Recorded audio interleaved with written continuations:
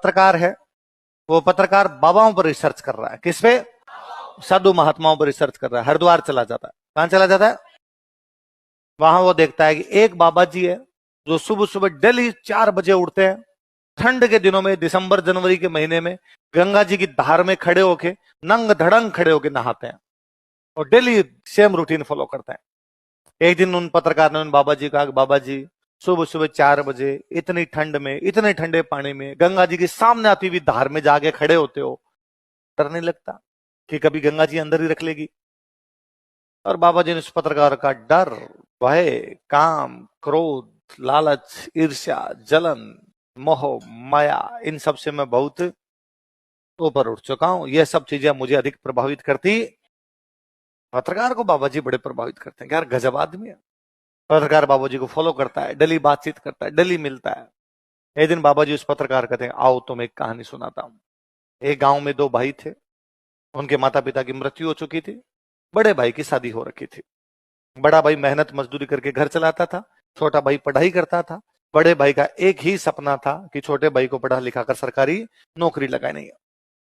समय का चक्कर घुमा, गांव में अकाल पड़ा, गांव में मजदूरी मिलनी बंद हो गई, बड़े भाई पर कर्जा हो गया, मांगने वाले घर आने लगे। एक दिन बड़े भाई ने अपनी पत्नी को कहा, इस प्रकार घर पर बैठे बैठे, हाथ पर हाथ धरे बैठे से काम चलेगा नहीं। मैं बाहर जाता हूँ, पैसे कमा कर लाता हूँ, गांव का कर्जा पूरा चुकाता हूँ, तब तक तुम घर संभालना। मैं हर महीने तुम्हें घर के खर्चे के रूप में भेजता रहूंगा, तुम उनसे घर चलाना, छोटे भाई को पढ़ाना, इसकी पढ़ाई बंद होने मत देना।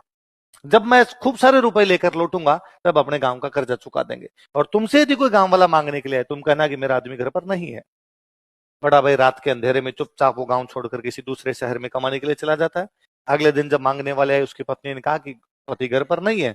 मांगने वाले धीरे धीरे आने बंद हो गए। उस पति ने शुरुआत के 2-3 महीनों में लगातार अपनी पत्नी को पैसे भेजे। वह पत्नी अपने देवर को पढ़ाती रही, अपना घर चलाती रही। 2-3 महीनों बाद में उस व्यक्ति ने पैसे भेजने बंद किए, वो तो ठीक, उसके समाचार मिलने भी बंद हो गए। अब उसकी कोई सूचना नहीं थी। उस महिला ने थोड़ी बहुत जो जमा पूंजी उसने कर रखी थी, उससे 1-2 महीने घर चलाया। पर यदि जमा पूंजी होती तो बड़े भाई को घर छोड़ना ही क्यों पड़ता? जब पैसे आने बंद हुए, समाचार मिलने बंद हुए, उसने सोचा क्या पता कहीं दूर चले गए कमाने के लिए, पैसे नहीं भेज पाए हो, बाद में भेज देंगे। पर अब घर कैसे चलाया जाए? उस महिला ने मेहनत मजदूरी करना शुरू किया, क्योंकि वो जानती थी कि छोटे जो देवर है मेरा, उसकी पढ़ाई करवानी। पति कह के गए थे कि इसकी पढ़ाई छूटनी नहीं चाहिए। वो अपने देवर को पढ़ाती है, मेहनत मजदूरी करती है।